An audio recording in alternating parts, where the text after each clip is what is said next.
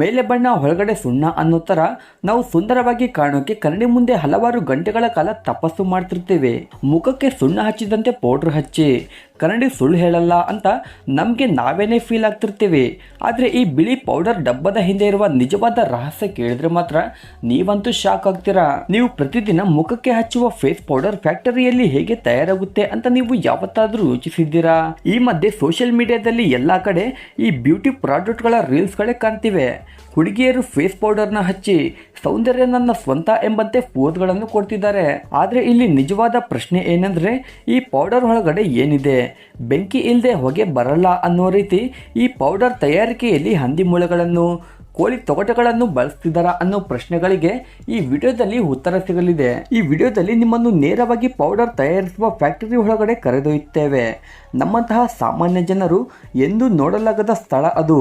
ದೊಡ್ಡ ದೊಡ್ಡ ಮಷಿನ್ಗಳು, ಎಲ್ಲೆಡೆ ಬಿಳಿ ಧೂಳು, ರಾಸಾಯನಿಕ ವಿಧಾನಗಳು. ಈ ಕಂಪನಿಗಳು ನೀವು ನೋಡಬಾರದು ಅಂತ ಅನ್ಕೊಂಡಿರುವ ಹಲವಾರು ರಹಸ್ಯಗಳು ಇಲ್ಲಿ ಬಯಲಾಗ್ತವೆ. ಕನ್ವೇಯರ್ ಬೆಲ್ಟ್ ಮೇಲೆ ಹರಿಯುವ ಪೌಡರ್, ಕಿವಿಗಳು ಕಿರುಚುವಂತೆ ಶಬ್ದ ಮಾಡುವ ಮಷಿನ್ಗಳು, ಹೆಜ್ಜೆ ಹೆಜ್ಜೆಗೂ ಕ್ವಾಲಿಟಿ ಚೆಕಿಂಗ್. ಇಲ್ಲೇ ನಿಜವಾದ ಬಣ್ಣ ಬಯಲಾಗುತ್ತೆ. ಈ ವಿಡಿಯೋವನ್ನು ಕೊನೆವರೆಗೂ ನೋಡಿದ್ರೆ ಮುಂದೆ ಫೇಸ್ ಪೌಡರ್ ಡಬ್ಬವನ್ನು ಕೈಯಲ್ಲೇ ಹಿಡ್ಕೊಂಡಾಗ ನಿಮ್ಮ ಫೀಲಿಂಗ್ ಖಂಡಿತವಾಗಿಯೂ ಬದಲಾಗುತ್ತೆ. ಅದಕ್ಕಿಂತ ಮುಂಚೆ ನೀವಿನ್ನು ನಮ್ಮ ಚಾನಲ್ಗೆ ಸಬ್ಸ್ಕ್ರೈಬ್ ಆಗಿಲ್ಲ ಅಂದರೆ ತಕ್ಷಣ ಸಬ್ಸ್ಕ್ರೈಬ್ ಮಾಡ್ಕೊಳ್ಳಿ. ಹಾಗೆ ಪಕ್ಕದಲ್ಲಿರುವ ಬೆಲ್ ಬಟನ್ನ ಆನ್ ಮಾಡ್ಕೊಳ್ಳೋ ಮೂಲಕ ನಾವು ಮಾಡುವ ಪ್ರತಿಯೊಂದು ವಿಡಿಯೋ ನೋಟಿಫಿಕೇಶನ್ನ ಪಡಿಬೋದು. ನಾವು ಮುಖಕ್ಕೆ ಹಚ್ಚುವ ಈ ಮೃದುವಾದ ಫೇಸ್ ಪೌಡರ್ ಬಿಳಿ ಕಲ್ಲುಗಳಿಂದ ತಯಾರಾಗುತ್ತೆ ಅಂದ್ರೆ ನೀವು ನಂಬ್ತೀರಾ? ಹೌದು, ಇದನ್ನು ಸಾಫ್ಟ್ ಸ್ಟೋನ್ ಅಥವಾ ಸ್ಟಿಟೈಟ್ ಅಂತ ಕರೀತಾರೆ. ಇದು ಜಗತ್ತಿನಲ್ಲೇ ಅತ್ಯಂತ ಮೃದುವಾದ ಕಲ್ಲು. ಇದು ಎಷ್ಟು ಮೃದುವಾಗಿರುತ್ತೆ ಅಂದ್ರೆ ನಮ್ಮ ಕೈಯ ಉಗುರುಗಳಿಂದ ಇದರ ಮೇಲೆ ಗೆರೆಗಳನ್ನು ಕೂಡ ಆಗ್ಬೋದು. ಈ ಬಿಳಿ ಕಲ್ಲನ್ನು ಹೊರತೆಗೆಯಲು ದೊಡ್ಡ ದೊಡ್ಡ ಮಷಿನ್ಗಳಿಂದ ಭೂಮಿಯನ್ನು ಅಗಿತಾರೆ. ಕೆಲವೊಮ್ಮೆ ಬೆಟ್ಟಗಳನ್ನು ಒಡೆಯಲು ಗನ್ ಪೌಡರ್ನ ಕೂಡ ಬಳಸ್ತಾರೆ. ಅಂದ್ರೆ ಇದರ ಸ್ಥಿತಿನ ನೀವೇ ಅರ್ಥ ಮಾಡ್ಕೊಳ್ಳಿ. ಈ ಪಾಂಡ್ಸ್ ಪೌಡರ್ ಮಾಡಲು ಕೇವಲ ಶುದ್ಧ ಬಿಳಿ ಕಲ್ಲುಗಳನ್ನು ಮಾತ್ರ ಆಯ್ಕೆ ಮಾಡ್ತಾರೆ. ಈ ಕಲ್ಲುಗಳನ್ನು ಲಾರಿಗಳಲ್ಲಿ ಹಾಕಿ ಫ್ಯಾಕ್ಟರಿಗಳಿಗೆ ಕಳಿಸ್ತಾರೆ. ಗಣಿಗಳಿಂದ ಫ್ಯಾಕ್ಟರಿಗೆ ಹೋಗುವ ದಾರಿ ದುಮ್ಮು ಧೂಳಿನಿಂದ ಕೂಡಿರುತ್ತೆ. ನಾವು ಈಗ ಪ್ರೊಸೆಸಿಂಗ್ ಪ್ಲಾಂಟ್ಗೆ ಬಂದಿದ್ದೇವೆ. ಇಲ್ಲೇ ಕಲ್ಲು ಪೌಡರ್ ಆಗಿ ಬದಲಾಗುತ್ತೆ. ಫ್ಯಾಕ್ಟರಿಯಲ್ಲಿ ಈ ಕಲ್ಲುಗಳನ್ನು ನೇರವಾಗಿ ಒಂದು ದೊಡ್ಡ ಕ್ರಷರ್ಗೆ ಹಾಕ್ತಾರೆ. ಈ ಮಷಿನ್ ದೊಡ್ಡ ದೊಡ್ಡ ಕಲ್ಲುಗಳನ್ನು ಸಣ್ಣ ಸಣ್ಣ ಚೂರುಗಳಾಗಿ ಒಡೆಯುತ್ತದೆ. ನಂತರ ಈ ಸಣ್ಣ ಸಣ್ಣ ಕಲ್ಲುಗಳನ್ನು ಗ್ರೈಂಡಿಂಗ್ ಮಷಿನ್ಗೆ ಕಳಿಸ್ತಾರೆ. ಅಲ್ಲಿ ಈ ರೋಲರ್ಗಳು ಕಲ್ಲುಗಳನ್ನು ಎಷ್ಟು ಮೃದುವಾಗಿ ರುಬ್ಬುತ್ತವೆ ಅಂದ್ರೆ ಅದು ಹಿಟ್ಟಿನಂತೆ ಬದಲಾಗುತ್ತೆ. ಗಾಳಿಯ ಒತ್ತಡದಿಂದ ತೆಳುವಾದ ಪುಡಿಯನ್ನು ಮೇಲೆತ್ತುತ್ತಾರೆ. ಈ ಪುಡಿ ಎಷ್ಟೊಂದು ಮೃದುವಾಗಿರುತ್ತೆ ಅಂದ್ರೆ ಅದು ನೀರಿನಂತೆ ಹರಿಯುತ್ತದೆ. ಹಾಗೆ ಕ್ರೀಮ್ನಂತೆ ಸಾಫ್ಟ್ ಆಗಿರುತ್ತೆ. ಇಲ್ಲಿ ಇನ್ನೊಂದು ಮುಖ್ಯವಾದ ವಿಷಯ ಏನಂದ್ರೆ ಈ ಪೌಡರ್ ನಲ್ಲಿ ಯಾವುದೇ ಹಾನಿಕಾರಕ ಪದಾರ್ಥಗಳಿಲ್ಲ ಅಂತ ಕನ್ಫರ್ಮ್ ಮಾಡ್ಕೊಳ್ಳೋದು. ಈಗ ಬೇಸ್ ಪೌಡರ್ ಏನೋ ಸಿದ್ಧವಾಗಿದೆ, ಆದ್ರೆ ಅದಕ್ಕೆ ಇನ್ನೂ ಪಾಂಡ್ಸ್ ವಾಸನೆ ಬಂದಿಲ್ಲ. ಗಣಿಗಳಿಂದ ಬಂದ ಪೌಡರ್ ನೋಡಲು ಕ್ಲೀನ್ ಆಗಿರುತ್ತೆ, ಆದ್ರೆ ಅದರಲ್ಲಿ ಕಣ್ಣಿಗೆ ಕಾಣದ ಬ್ಯಾಕ್ಟೀರಿಯಾಗಳು ಇರ್ತವೆ. ಆದ್ದರಿಂದ ಅದನ್ನು ಸೇವ್ ಮಾಡಲು ಸ್ಟೀಮ್ ಇಂದ ಅದನ್ನು ಕ್ಲೀನ್ ಮಾಡ್ತಾರೆ. ಇದರಿಂದ ಅದರಲ್ಲಿರೋ ಬ್ಯಾಕ್ಟೀರಿಯಾಗಳೆಲ್ಲ ಸಾಯ್ತವೆ. ಒದ್ದೆಯಾದ ಪುಡಿಯನ್ನು ತಕ್ಷಣ ಒಣಗಿಸಬೇಕು, ಇಲ್ಲದಿದ್ದರೆ ಅದು ಗಡ್ಡೆಗಳಾಗುವ ಅಪಾಯವಿದೆ. ಇಲ್ಲೇ ನಿಜವಾದ ಮ್ಯಾಜಿಕ್ ನಡೆಯುತ್ತೆ. ಒಂದು ದೊಡ್ಡ ಬ್ಲೆಂಡರ್ನಲ್ಲಿ ಈ ಪೌಡರ್ನ ಬೆರೆಸ್ತಾರೆ. ನಮ್ಮ ಬೆವರನ್ನು ಹೀರಿಕೊಳ್ಳಲು ಸ್ಟಾರ್ಚ್ ಅನ್ನೋ ಪದಾರ್ಥವನ್ನು ಹಾಕ್ತಾರೆ.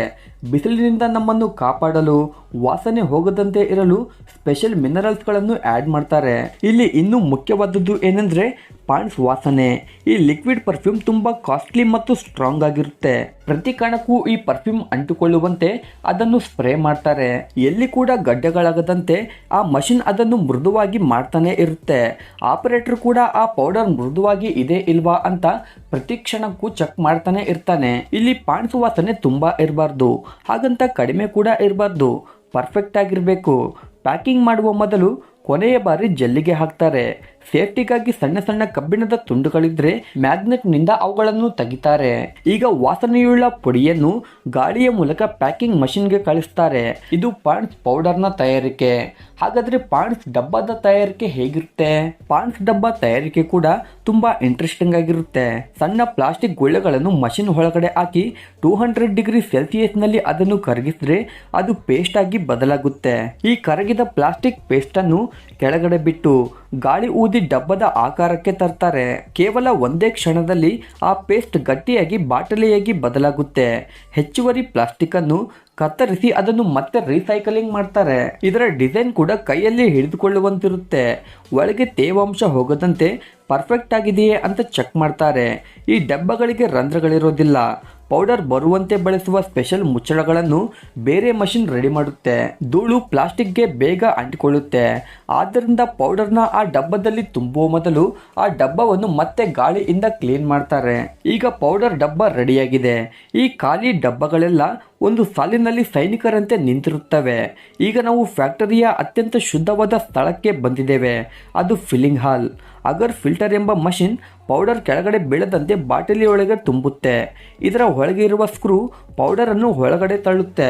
ಇಲ್ಲಿ ಧೂಳು ಹಾರದಂತೆ ವ್ಯಾಕ್ಯೂಮ್ ಸಿಸ್ಟಮ್ ಯಾವಾಗಲೂ ಇಲ್ಲಿ ಕ್ಲೀನ್ ಮಾಡ್ತಾನೆ ಇರುತ್ತೆ. ಬಾಟಲ್ ನಲ್ಲಿ ಪೌಡರ್ ಸೆಟ್ ಹಾಕಲು ಒಂದು ಜಳಪ್ ಕೊಡ್ತಾರೆ. ಮುಚ್ಚಳ ಹಾಕೋದು ಕೂಡ ಆಟೋಮೆಟಿಕ್ ಆಗಿ ನಡೆಯುತ್ತೆ. ಮೇಲೆ ಒಂದು ರೋಲರ್ ಫೋರ್ಸ್ ಹಾಕಿ ಮುಚ್ಚಳ ಟೈಟ್ ಆಗಿ ಕೂತಿದೆಯಾ ಇಲ್ವಾ ಅಂತ ಚೆಕ್ ಮಾಡುತ್ತೆ. ಅದೇ ರೀತಿ ಸೆನ್ಸರ್ ಮುಚ್ಚಳ ಸ್ಟ್ರೈಟ್ ಆಗಿ ಕುಂತಿದೆಯಾ ಇಲ್ಲ ಅಂತ ನೋಡುತ್ತೆ. ಲೇಬಲಿಂಗ್ ವಿಷಯಕ್ಕೆ ಬಂದ್ರೆ ಬಾಟಲಿ ಮೇಲೆ ಡೇಟ್ ಅಂಡ್ ರೇಟ್ ಪ್ರಿಂಟ್ ಆಗುತ್ತೆ. ಈ ಮಷಿನ್ ನಿಮಿಷಕ್ಕೆ 300 ಬಾಟಲ್ಗಳನ್ನು ತುಂಬಬಲ್ಲದು ಅಂದ್ರೆ ಅದು ಸಾಮಾನ್ಯ ವಿಷಯವಲ್ಲ. ಮೊದಲು ಈ ಬಾಟಲ್ಗಳು ನೋಡೋಕೆ ಸಾಧಾರಣವಾಗಿರ್ತವೆ. ಆದ್ರೆ ಈ ಪಾಯಿಂಟ್ಸ್ ಲೇಬಲ್ ಹಾಕಿದ ಕೂಡಲೇ ಅದರ ಲುಕ್ಕೇ ಬದಲಾಗುತ್ತೆ. ಲೇಬಲ್ ಇಲ್ದಿದ್ರೆ ಇದು ಖಾಲಿ ಡಬ್ಬದಂತೆ ಕಾಣುತ್ತೆ. ಹಾಗಾದ್ರೆ ಈ ಲೇಬಲ್ಗಳನ್ನು ಹೇಗೆ ತಯಾರಿಸ್ತಾರೆ ಅಂತ ನೋಡೋಣ ಬನ್ನಿ. ಮೊದಲು ಒಂದು ಮಷಿನ್ ದೊಡ್ಡ ರೋಲರ್ನಿಂದ ಲೇಬಲ್ಗಳನ್ನು ಕತ್ತರಿಸುತ್ತೆ. ಸ್ಟೀಮ್ ಟನಲ್ಗಳ ಮೂಲಕ ಕಳುಹಿಸಿದಾಗ ಉಷ್ಣತೆಗೆ ಪ್ಲಾಸ್ಟಿಕ್ ಲೇಬಲ್ ಬಾಟಲಿಯ ಆಕಾರಕ್ಕೆ ತಕ್ಕಂತೆ ಅಂಟಿಕೊಳ್ಳುತ್ತೆ. ತೇವಾಂಶ ಹೋಗಲು ಗಾಳಿ ಊದುತ್ತಾರೆ. ನಕಲಿ ಸರಕನ್ನು ಗುರುತಿಸಲು ಹೊಲಗ್ರಾಮ್ ಎಂಬ ಪದಾರ್ಥವನ್ನು ಕೂಡ ಮಿಕ್ಸ್ ಮಾಡ್ತಾರೆ. ಕೊನೆಯದಾಗಿ ಮಷಿನ್ಗಳಲ್ಲದೆ ಮನುಷ್ಯರು ಕೂಡ ಕ್ವಾಲಿಟಿ ಚೆಕಿಂಗ್ ಮಾಡ್ತಾರೆ. ಈಗ ನೋಡೋಕೆ ಬಾಟಲಿ ಮತ್ತು ವಾಸನೆ ಎರಡೂ ಅದ್ಭುತವಾಗಿವೆ. ಸಾಗಾಣಿಕೆಗಾಗಿ ಬಾಟಲಿಗಳನ್ನು 6 ಅಥವಾ 12 ಸೆಟ್ಗಳಾಗಿ ಮಾಡಿ ಪ್ಲಾಸ್ಟಿಕ್ನಿಂದ ಪ್ಯಾಕ್ ಮಾಡಿ ಕಾರ್ಡ್ಬೋರ್ಡ್ ಪೆಟ್ಟಿಗೆಗೆ ಹಾಕ್ತಾರೆ. ಈ ಪೆಟ್ಟಿಗೆಯ ತೂಕ ಕಡಿಮೆ ಇದ್ರೆ ಅದರಲ್ಲಿ ಬಾಟ್ಲಿ ಮಿಸ್ ಆಗಿದೆ ಅಂತ ಮಷಿನ್ ಕಂಡುಹಿಡಿಯುತ್ತೆ. ಆ ನಂತರ ಈ ಪೆಟ್ಟಿಗೆಗಳನ್ನೆಲ್ಲ ಗೋಡನ್ಗೆ ಕಳುಹಿಸಿ ಅಲ್ಲಿ ಗೋಡೆಯಂತೆ ಒಂದರ ಮೇಲೆ ಒಂದು ಜೋಡಿಸಿ ಇಡಲಾಗುತ್ತೆ. ಆ ನಂತರ ಈ ಡಬ್ಬಗಳನ್ನೆಲ್ಲ ಶಾಪ್ಗೆ ಕಳುಹಿಸುವ ಮೊದಲು ಲ್ಯಾಬ್ನಲ್ಲಿ ಇವುಗಳಿಗೆ ಕಠಿಣ ಪರೀಕ್ಷೆಗಳಿರ್ತವೆ. ಮೊದಲು ಪೌಡರ್ ಬೆಣ್ಣೆಯಂತೆ ಮೃದುವಾಗಿ ಇದೆಯೇ, ಕಣಗಳು ಒಂದೇ ಸೈಜ್ನಲ್ಲಿದ್ದಾವ ಅಂತ ಮೈಕ್ರೋಸ್ಕೋಪ್ನಲ್ಲಿ ನೋಡ್ತಾರೆ. ಮುಖ್ಯವಾಗಿ ಇದರಲ್ಲಿ ಆಸ್ಬೆಸ್ಟಾಸ್ನಂತಹ ಅಪಾಯಕಾರಿ ಪದಾರ್ಥಗಳಿಲ್ಲ ಅಂತ 100% ಕನ್ಫರ್ಮ್ ಮಾಡ್ಕೊಳ್ತಾರೆ. ಹಾಗೆ ಇದು ಚರ್ಮಕ್ಕೆ ಎಷ್ಟು ಸೇಫ್ ಅಂತ pH ಬ್ಯಾಲೆನ್ಸ್ನ ನೋಡ್ತಾರೆ. ಹಾಗೆ ಪೌಡರ್ ಎಷ್ಟು ಬಿಳಿಯಾಗಿರುತ್ತೋ ಅಷ್ಟು ಶುದ್ಧವಾಗಿರುತ್ತೆ ಅಂತ ಅರ್ಥ. ಇದರಲ್ಲಿ ತೇವಾಂಶ ಯಾವತ್ತೂ ಇರಬಾರ್ದು. ಒಂದು ವೇಳೆ ಇದ್ರೆ ಅದು ಗಡ್ಡೆಯಾಗುವ ಅಪಾಯವಿದೆ. ಹಾಗೆ ಇದು ಎಷ್ಟು ಕಾಲ ವಾಸನೆ ಬರುತ್ತೆ, ಇದರಲ್ಲಿ ಬ್ಯಾಕ್ಟೀರಿಯಾಗಳು ಇದಾವ ಇಲ್ವಾ ಅಂತ ಪ್ರತಿಯೊಂದು ಚೆಕ್ ಮಾಡ್ತಾರೆ. ಹೆವಿ ಮೆಟಲ್ ಬಾಡಿಗಳಿಗಾಗಿ ಕೂಡ ಕೆಲವು ಟೆಸ್ಟ್ಗಳಿರ್ತವೆ. ಬಾಟಲಿ ಕೆಳಗಡೆ ಬಿದ್ದರೂ ಒಡೆಯದಂತೆ ಸ್ಟ್ರಾಂಗ್ ಆಗಿ ಇರೋಕೆ ಹಲವಾರು ಟೆಸ್ಟ್ಗಳನ್ನು ಮಾಡ್ತಾರೆ. ಹಾಗೆ ಪ್ರತಿ ಬ್ಯಾಚ್ನಿಂದ ಒಂದು ಬಾಟಲಿಯನ್ನು 2 ವರ್ಷಗಳ ಕಾಲ ಸಾಕ್ಷಿಯಾಗಿ ಇಟ್ಕೋತಾರೆ. ಇಲ್ಲಿ ಲ್ಯಾಬ್ ಸಿಬ್ಬಂದಿ ಗ್ರೀನ್ ಸಿಗ್ನಲ್ ಕೊಟ್ರೆ ಮಾತ್ರ ಈ ಪ್ರಾಡಕ್ಟ್ಗಳೆಲ್ಲ ಹೊರಗೆ ಹೋಗ್ತವೆ.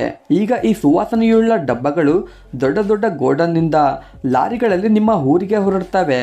100 ಕಿಲೋಮೀಟರ್ ಪ್ರಯಾಣ ಮಾಡಿ ಶಾಪ್ಗಳಿಗೆ ತಲುಪ್ತವೆ. ಹಲವಾರು ವರ್ಷಗಳಿಂದ ಜನರು ಈ ಬ್ರ್ಯಾಂಡ್ ಅನ್ನು ತುಂಬಾ ನಂಬಿದ್ದಾರೆ. ಹಾಗೆ ಅದರ ಮುಚ್ಚಳ ತೆಗೆದು ಕೂಡಲೇ ಅದರ ಸುವಾಸನೆಗೆ ಪ್ರತಿಯೊಬ್ಬರು ಮೈ ಮರೆಯಲೇಬೇಕು. ಮುಖಕ್ಕೆ ಗ್ಲೋ ಬರಲು, ಬೆವರಿನಿಂದ ತಪ್ಪಿಸಿಕೊಳ್ಳಲು ಇದು ಬೆಸ್ಟ್ ಆಪ್ಷನ್ ಅಂತ ಹೇಳ್ಬೋದು. ಸೊ ನೋಡಿದ್ರಲ್ಲ ಫ್ರೆಂಡ್ಸ್, ಒಂದು ಕಲ್ಲಿನಿಂದ ಮೃದುವಾದ ಪೌಡರ್ನ ಹೇಗೆ ತಯಾರಿಸ್ತಾರೆ ಅಂತ. ಈ ವಿಡಿಯೋ ಇಷ್ಟವಾದರೆ ವಿಡಿಯೋಗೆ ಒಂದು ಲೈಕ್ ಮಾಡಿ. ಹಾಗೆ ನಮ್ಮ ಚಾನಲ್ನ ತಪ್ಪದೆ ಸಬ್ಸ್ಕ್ರೈಬ್ ಮಾಡ್ಕೊಳ್ಳಿ. ಹಾಗೆ ನೀವು ಪ್ರತಿದಿನ ಯಾವ ಪೌಡರ್ನ ಬಳಸ್ತಿದ್ದೀರಾ ಅಂತ ಕೆಳಗಡೆ ಕಮೆಂಟ್ ಬಾಕ್ಸ್ನಲ್ಲಿ ತಿಳಿಸಿ. ಮುಂದಿನ ಸಲ ಮತ್ತೊಂದು ಹೊಸ ವಿಡಿಯೋ ಮುಖಾಂತರ ಸಿಗೋಣ. Thank you for watching.